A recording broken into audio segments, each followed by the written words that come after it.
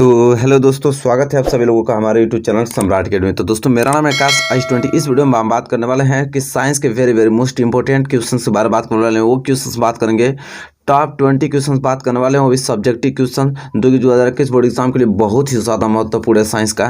तो वीडियो शुरू से लेकर लास्ट तक देखिएगा। ये 20 सारे जो भी 20 क्वेश्चन नोट कराऊंगा, इसको नोट करके और याद करके जाइएगा, ठीक है। सब्जेक्टिव क्वेश्चन कराने वाला हूँ, ठीक है।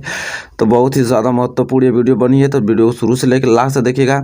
लाइक नहीं किया तो वीडियो को लाइक कर दीजिए, चैनल पर नहीं तो चैनल को सब्सक्राइब कर लीजिए, साथ ही साथ बेल आइकन को भी प्रेस कर लीजिए।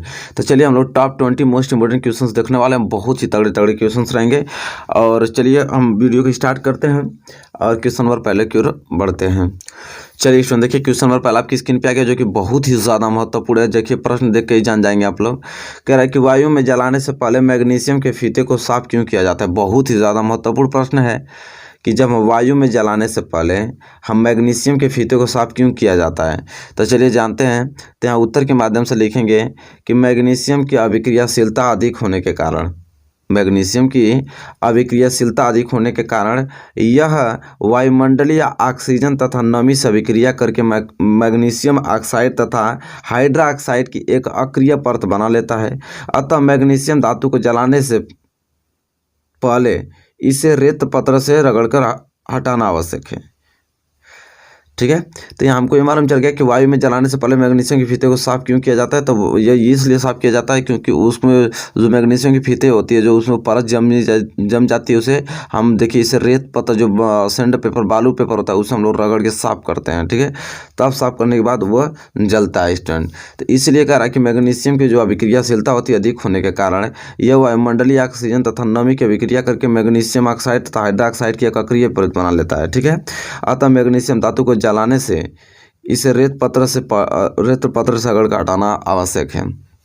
तो हमको एक चीज मालूम चल गया इस पर, ठीक है। ये क्वेश्चन बहुत अच्छे तरीके से हमको मालूम चल गया कि मैग्नीशियम की अभिक्रियाशीलता अधिक होने के कारण क्या करता है, ये वायुमंडलीय ऑक्सीजन के साथ उसकी नमी के साथ अभिक्रिया करके मैग्नीशियम ऑक्साइड तथा हाइड्रा ऑक्साइड की एक अक्रिय परत बना लेता है। इसलिए भाई इसे मैग्नीशियम धातु को जलाने से पहले हम इसे बालू पेपर से रगड़ कर तब जलाते हैं, ठीक है, कि आसानी से जल सके। कोई दिक्कत नहीं है। क्वेश्चन नंबर दूसरे की ओर बढ़ेंगे। क्वेश्चन नंबर दूसरा स्टूडेंट यह है, देखिए बहुत ही प्यारा प्रश्न है। क्वेश्चन नंबर दूसरा कह रहा है कि जब लोहे की कील को कॉपर सल्फेट के विलयन में डुबोया जाता है तो विलयन का रंग क्यों बदल जाता है। देखिए बहुत ही ज़्यादा मोस्ट इंपोर्टेंट क्वेश्चन है, ठीक है। कह रहा है कि जब लोहे की कील को कॉपर सल्फेट के विलयन में डुबोया जाता है तो विलयन का रंग क्यों बदल जाता है। तो देखिए आपको उत्तर लिखना है कि लोहा जो होता है ना, कॉपर की अपेक्षा अधिक सक्रिय धातु है। लोहा कॉपर की अपेक्षा क्या होता है, अधिक सक्रिय धातु है। जब लोहे की कील को कॉपर सल्फेट के विलयन में डुबोया जाता है तो लोहा कॉपर को विलयन से स्थापित कर देता है तथा आयरन सल्फेट विलयन बनता है, जिसका रंग क्या होता है, हरा होता है। इसलिए विलयन का रंग नीले से बदलकर क्या हो जाता है स्टूडेंट, हरा हो जाता है, ठीक है। यह अभिक्रिया भी आप लिख लीजिए, ठीक है। तो देखिए क्वेश्चन नंबर दूसरा कितना, थोड़ा चलिए छोटा कर देता हूँ, हाँ अब सही आपको दिखाई दे रहा होगा। बहुत ही ज़्यादा मोस्ट इंपोर्टेंट सारे क्वेश्चन हैं, ठीक है। तो देखिए क्वेश्चन नंबर दूसरा क्लियर हो गया। जो भी क्वेश्चंस करा रहा हूँ सारे क्वेश्चंस को नोट कर लीजिएगा, इसमें बहुत ही ज़्यादा मोस्ट इंपोर्टेंट क्वेश्चंस है, ठीक है। देखिए क्वेश्चन नंबर तीसरा स्टूडेंट यह है कि अम्ल का जलीय विलयन विद्युत का चालन क्यों करता है। जो अम्ल का जलीय विलयन है वो विद्युत का चालन क्यों करता है।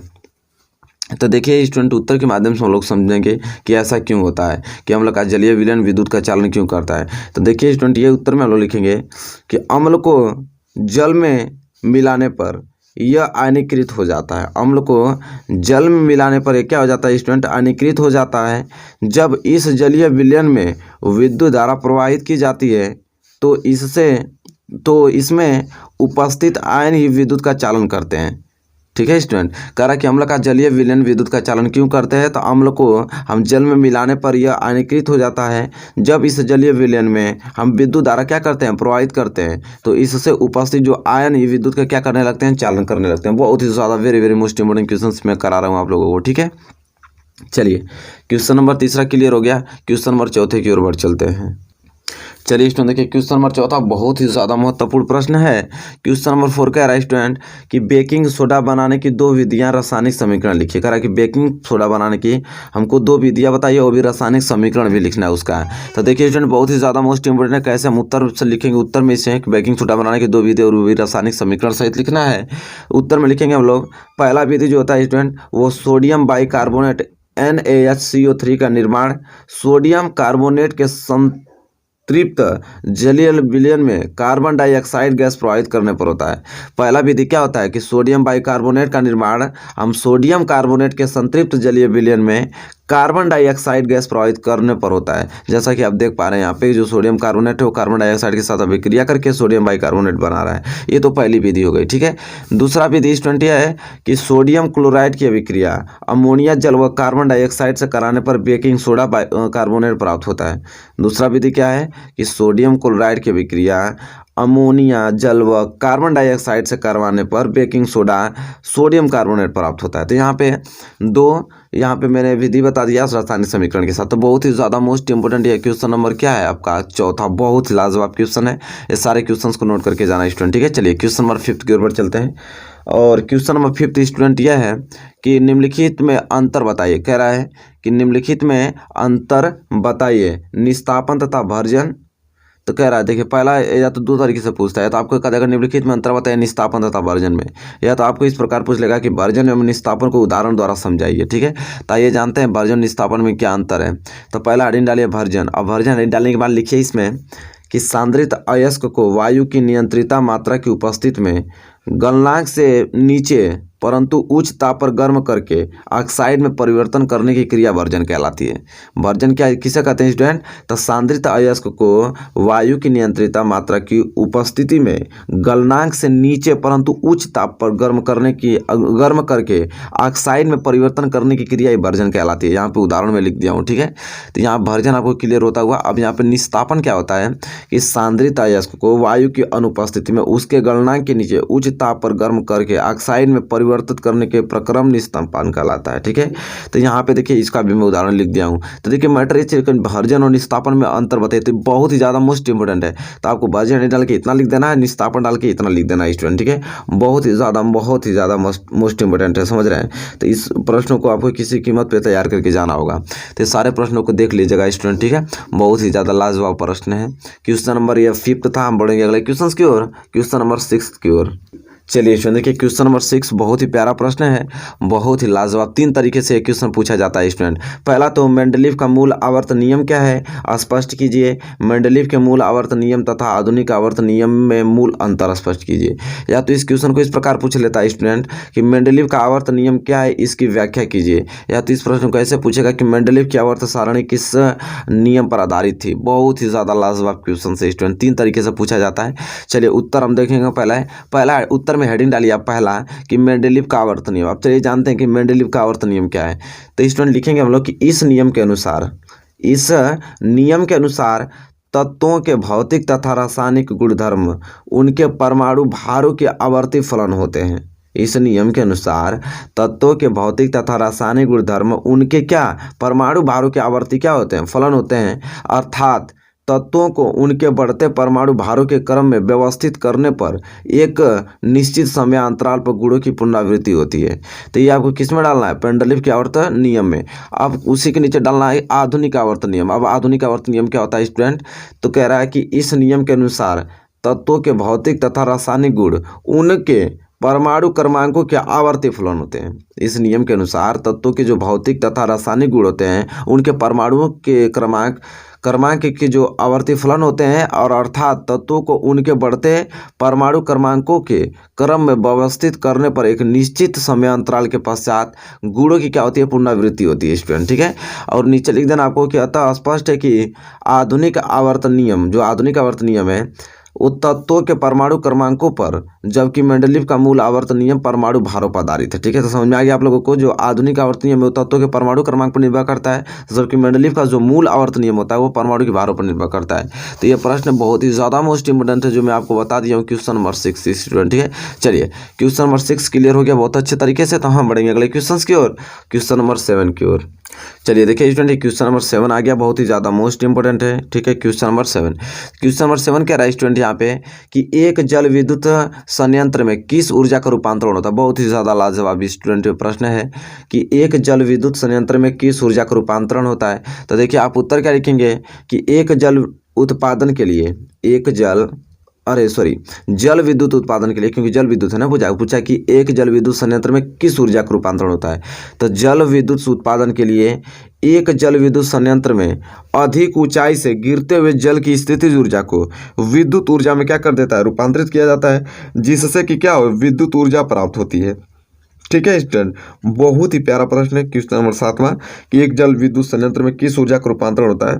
तो आपको समझ में आ गया होगा कि एक जल विद्युत उत्पादन के लिए एक जल विद्युत संयंत्र में अधिक ऊंचाई से गिरते हुए जल की स्थितिज ऊर्जा को हम क्या कर देते हैं, विद्युत ऊर्जा में रूपांतरित कर देते हैं, जिससे अधिक विद्युत ऊर्जा प्राप्त होती है। ठीक है, चलिए question number 7 clear. Question number 8 की ओर चलते हैं। क्वेश्चन नंबर 8 स्टूडेंट यह है, ठीक है, कि किसी कुंडली में विद्युत धारा प्रेरित करने पर विभिन्न विधियां स्पष्ट कीजिए। कह रहा है कि अगर किसी कुंडली में विद्युत धारा प्रेरित करना है तो उनको विभिन्न विधियां स्पष्ट कीजिए। तो पहला और उत्तर पहले लिखे कि किसी कुंडली में विद्युत धारा को निम्न विधियों द्वारा प्रेरित किया जा सकता है। किन विधि द्वारा? तो पहला विधि उसमें से एक है कि एक चुंबक को कुंडली की ओर या उससे दूर ले जाकर, अथवा कुंडली को चुंबक की ओर या उससे दूर ले जाकर चुंबक तथा कुंडली अपेक्षित गति द्वारा। ये तो पहला विधि हो गया। ठीक है, नोट करते रहिए फटाफट स्टूडेंट, समय नहीं है, रिवाइज हम लोग को बहुत करना है। और दूसरा यह है कि कुंडली के पास रखी एक अन्य कुंडली में प्रवाहित विद्युत धारा की मात्रा में परिवर्तन करके। तो यहाँ दो विधि द्वारा मैंने बता दिया आप लोगों को कि किसी कुंडली में विद्युत धारा प्रेरित करने की दो विधियाँ स्पष्ट मैंने बता दिया। ये क्वेश्चन नंबर क्या था स्टूडेंट? 8 था। क्वेश्चन नंबर 8 है, क्वेश्चन नंबर 9 है, सब गलत लिख दिया हूँ। Question number 9। अब क्वेश्चन नंबर 9 स्टूडेंट यह है, यहाँ पे जैसा कि देख पा रहे हैं बहुत ही ज़्यादा महत्वपूर्ण प्रश्न है। कह रहा है कि आनुवंशिकता से आप क्या समझते हैं, इसके जन्मदाता कौन थे, इसकी विशेषताओं का उल्लेख कीजिए। बहुत ही ज़्यादा मोस्ट प्यारा प्रश्न है। ठीक है, आनुवंशिकता से आप क्या समझते हैं, इसके जो जन्मदाता कौन थे, इसकी प्रमुख विशेषताओं का उल्लेख कीजिए। तो देखिए आप स्टूडेंट उत्तर क्या लिखेंगे, बहुत ही ज़्यादा मोस्ट इंपोर्टेंट प्रश्न है। तब उत्तर लिखिए कि जीव विज्ञान की वह शाखा जिसके अंतर्गत सजातीय और परस्पर संबंधित जीवों की आनुवंशिक समानताओं तथा विभिन्नताओं का अध्ययन किया जाता है, आनुवंशिकी या आनुवंशिकता कहलाता है। समझ में आ गया स्टूडेंट, आनुवंशिकता किसे कहते हैं? तो जीव विज्ञान की वह शाखा जिसके अंतर्गत सजातीय और परस्पर संबंधित जीवों की आनुवंशिक समानताओं तथा विभिन्नताओं का अध्ययन किया जाता है, आनुवंशिकी या आनुवंशिकता कहलाती है। ठीक है, इसके जन्मदाता जो है वो ग्रेगर जॉन मेंडल थे। वह मेंडल ने मेंडलिज्म दिया था। वह जो मेंडल थे वो उन्होंने क्या मेंडलिज्म दिया था। अब डालेंगे कि इसकी विशेषताएं निम्न है। कौन कौन इनकी विशेषताएं आइए जान लेते हैं। तो पहला है आनुवंशिकी के माध्यम से भावी संतान गुणों का ज्ञान हो जाता है। दूसरा क्या विशेषता है इनकी, इसके आधार पर उच्च लक्षणों वाली संतानों को प्राप्त किया जा सकता है। एंड तीसरा जो लक्षण है कि रोग प्रतिरोधोपात जैसे गेहूं, चना हुआ, चावल हुआ आदि की किस्मों का विकास किया जा सकता है। और चौथा जो एक उन्नत किस्में बनाकर उनके उत्पादन में वृद्धि की जा सकती है। तो यहाँ पे मैंने विशेषताएं भी उनको बहुत अच्छे तरीके से आपको क्लियर कर रखा है स्टूडेंट। ठीक है, ये क्वेश्चन नंबर 9 बहुत ही ज़्यादा मोस्ट इंपोर्टेंट है। ये क्लियर हो गया तो हम बढ़ेंगे अगले क्वेश्चन की ओर, क्वेश्चन नंबर 10वें की ओर। आइए स्टूडेंट क्वेश्चन नंबर 10वें की ओर बढ़ चलते हैं। क्वेश्चन नंबर 10वां ये कह रहा है कि जब सिनेमा हॉल में बाहर से सूर्य के तीव्र प्रकाश से अंदर आते हैं तो कुछ समय के लिए वस्तुएं दिखाई नहीं देती हैं, संक्षेप में व्याख्या कीजिए। कह रहा है कि आप यहाँ देखिए, जब हम लोग बाहर से जाते हैं और सिनेमा हॉल में बैठते हैं, सिनेमा हॉल में बहुत ही ज़्यादा अंधेरा रहता है, तो कुछ समय के लिए हम लोग को जो वस्तुएं हैं स्पष्ट नहीं दिखाई देती हैं। ठीक है, ऐसा कैसा होता है? ठीक है, आइए उत्तर के माध्यम से जानते हैं कि जब हम बाहर तीव्र प्रकाश से अंदर हॉल में आते हैं तो पुतली का आकार कम होता है, लेकिन सिनेमा हॉल में वस्तुओं को देखने के लिए अधिक प्रकाश की आवश्यकता होती है। इस कारण पुतली के समायोजन में थोड़ा समय लगता है। बहुत ही सिंपल है, अच्छे तरीके से आपने जान गया। ठीक है, बहुत मोस्ट इंपोर्टेंट क्वेश्चन। जब हम लोग धूप से आते हैं, बाहर से आते हैं, तो उसमें हम लोग को पुतली छोटी हो जाती है। और जाहिर सी बात है तब अंदर बैठेंगे तो वहाँ पे वस्तु को हम लोग को स्पष्ट देखने के लिए हमें थोड़ा आँख को बड़ा करना पड़ेगा, तो कुछ तो समय लगेगा ही लगेगा। तो इसीलिए ये क्वेश्चन बहुत ही ज़्यादा प्यारा क्वेश्चन है। ठीक है, चलिए उम्मीद करता हूँ क्वेश्चन नंबर यहाँ पे 10वां जो है क्लियर हो गया होगा स्टूडेंट। ठीक है, क्वेश्चन नंबर 10वां क्लियर हो गया है। हम बढ़ेंगे अगले क्वेश्चन की, क्वेश्चन नंबर 11 की ओर। क्वेश्चन नंबर 11 स्टूडेंट यह है, बहुत ही प्यारा प्रश्न है कि जल संरक्षण क्या है है, विस्तार पूर्वक समझाइए। बहुत ही प्यारा प्रश्न है कि जल संरक्षण क्या है, विस्तार पूर्वक समझाइए। तो आइए उत्तर के माध्यम से जानते हैं कि जल संरक्षण क्या है। तो स्टूडेंट उत्तर लिखिए कि जल संरक्षण या संग्रहण का अर्थ वह स्थानीय क्षेत्र जहाँ वर्षा का जल भूमि पर क्या है, गिरता है या प्रवाहित होता है। जल का संग्रहण करना है। राजस्थान की परंपरागत जल संग्रह पद्धति खादीन है। जल को संग्रहित करके सिंचाई तथा भूमि का जल स्तर बढ़ाने हेतु प्रयोग किया जाता है तथा रोजमर्रा की जल की आवश्यकताओं को पूर्ण करने में किया जाता है। तो यहाँ पे जल संरक्षण आपको समझ में आ गया कि जल संरक्षण किसे कहते हैं। स्टूडेंट बहुत ही प्यारा प्रश्न स्टूडेंट है। चलिए आई होप क्वेश्चन नंबर यहाँ पे 11 क्लियर हो गया होगा। ठीक है, कह रहा है जल संरक्षण उसे कहते हैं कि जल संरक्षण या संग्रहण का अर्थ वह स्थानीय का क्षेत्र है जहाँ वर्षा का जल भूमि पर क्या होता है, स्टूडेंट, गिरता है। ठीक है, या प्रवाहित होता है में जल का संग्रहण करना है। राजस्थान की परंपरागत जल संग्रहण पद्धति खादीन है। जल को संग्रहित करके सिंचाई तथा भूमि का जल स्तर बढ़ाने हेतु प्रयोग किया जाता है तथा रोजमर्रा की जल की आवश्यकताओं को पूर्ण करने में किया जाता है। तब क्लियर समझ में आ गया होगा। एक दो बार मैंने पढ़ लिया इस प्रश्न को, आपके दिमाग में तो इसका इमेज बन ही गया होगा। चलिए क्वेश्चन नंबर 11 क्लियर हो गया तो क्वेश्चन नंबर 12 की ओर बढ़ चलते हैं। आइए स्टूडेंट देखिए, क्वेश्चन नंबर 12 था क्लियर हो गया। क्वेश्चन नंबर 13 की ओर बढ़ चलते हैं। क्वेश्चन नंबर 13 बहुत ही ज़्यादा लाजवाब क्वेश्चन है। ठीक है, अब क्वेश्चन नंबर क्या कह रहा है यहाँ पे उसको देखते हैं कि संतुलित रासायनिक समीकरण क्या है और रासायनिक समीकरण को संतुलित करना क्यों आवश्यक है। बहुत ही ज़्यादा मोस्ट इंपोर्टेंट क्वेश्चन है कि संतुलित रासायनिक समीकरण क्या है, रासायनिक समीकरण को संतुलित करना क्यों आवश्यक है। तो देखिए आपको उत्तर लिखना है कि संतुलित रासायनिक समीकरण वह है जिसके दोनों ओर प्रत्येक तत्व के कुल परमाणुओं की संख्या समान होती है। संतुलित रासायनिक समीकरण वह है जिसके दोनों ओर प्रत्येक तत्व के कुल परमाणुओं की संख्या क्या होती है, समान होती है। लगभग सभी रासायनिक अभिक्रियाएं द्रव्यमान संरक्षण के नियम का पालन करती है। द्रव्यमान संरक्षण यही कहता है कि दोनों का जो परमाणु क्रमांक बराबर होना चाहिए। अतः रासायनिक समीकरणों को संतुलित करना आवश्यक है। ठीक है, इसलिए हम लोग रासायनिक समीकरणों को क्या करते हैं, इसे बराबर करते हैं, क्योंकि द्रव्यमान संरक्षण नियम ये कहता है कि दोनों तरफ परमाणुओं की संख्या बराबर होनी चाहिए। तो भाई परमाणु की संख्या को बराबर करने के लिए हम संतुलित करना पड़ता है रासायनिक समीकरण को। ठीक है, क्लियर हो गया होगा क्वेश्चन नंबर 13। चलिए क्वेश्चन नंबर 14 की ओर बढ़ चलते हैं। क्वेश्चन नंबर 14 कह रहा है कि मूल दाब की परिभाषा दीजिए। प्रश्न बहुत ही ज़्यादा लाजवाब है कि मूल दाब की परिभाषा दीजिए। तो आइए जानते हैं इस उत्तर क्या लिखेंगे हम लोग कि मूल दाब वह दाब है जो जड़ों की वलकुट कोशिकाओं द्वारा पूर्ण स्फीत अवस्था में उत्पन्न होता है, जिसके फलस्वरूप कोशिकाओं में एकत्रित जल न केवल जाइलम में पहुंचता है बल्कि तने में भी कुछ ऊंचाई तक चढ़ता है। देखिए बहुत ही ज़्यादा मोस्ट इंपोर्टेंट है कि मूल दाब की परिभाषा मैंने इस तरह आपको एक्सप्लेन करके बता दिया। उसी प्रकार आपको क्या कर देना स्टूडेंट, लिख देना है कि मूल दाब वह दाब है जो जड़ों की क्या करता है, वलकुट कोशिकाओं द्वारा पूर्ण स्फीत अवस्था में उत्पन्न होता है, जिसके फलस्वरूप कोशिकाओं में क्या होता है, एकत्रित जल न केवल जाइलम में पहुंचता है बल्कि क्या करता है, तने में भी कुछ ऊंचाई तक चढ़ता है। तो ये क्वेश्चन नंबर 14 आपको क्लियर हो गया बेहद अच्छे तरीके से। क्वेश्चन नंबर 15 की ओर चलते हैं। क्वेश्चन नंबर 15 स्टूडेंट यह है, उस श्वसन प्रक्रिया का नाम लिखिए जिसमें ऑक्सीजन की आवश्यकता नहीं होती। बहुत प्यारा प्रश्न है। उस श्वसन को क्या करना, उस श्वसन प्रक्रिया का नाम लिखना है जिसमें जो ऑक्सीजन की आवश्यकता नहीं होती स्टूडेंट। तो चलिए आइए उत्तर के माध्यम से समझते हैं। तो ये उत्तर में लिखेंगे हम लोग कि अनाक्षी श्वसन में ऑक्सीजन की आवश्यकता नहीं होती। अनाक्षी श्वसन में जो ऑक्सीजन की आवश्यकता नहीं होती, इस क्रिया में ग्लूकोज का पूर्ण ऑक्सीकरण नहीं होता। अतः यहाँ एथिल एल्कोहल C2H5OH तथा CO2 कार्बन डाइऑक्साइड बनते हैं। इसमें ग्लूकोज को एक अणु में से ATP के 2 अणु प्राप्त होते हैं। ठीक है स्टूडेंट, तो यहाँ पे आपको समझ में आ गया क्वेश्चन नंबर 15 की उस श्वसन प्रक्रिया का नाम लिखिए जिसमें ऑक्सीजन की आवश्यकता नहीं होती है स्टूडेंट। ठीक है, तो जैसा कि देख पाए आप लोग, बहुत ही प्यारा प्रश्न मैं आप लोगों के सामने यहाँ 15 क्वेश्चन डिस्कस कर दिया। लाजवाब क्वेश्चन है और इन सारे क्वेश्चन को आपको किसी कीमत पे तैयार करके जाना स्टूडेंट 2021 बोर्ड एग्जाम में।